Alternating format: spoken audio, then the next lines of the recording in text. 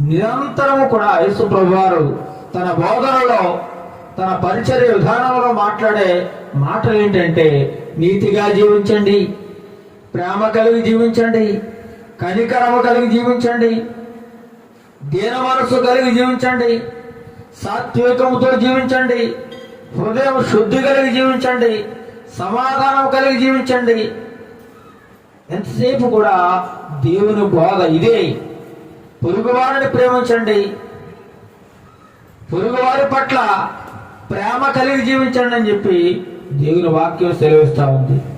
ఇదే దేవుని మాటలు మహాత్మా గాంధీని కూడా ఎంతగానో ప్రభావితం చేశాయి.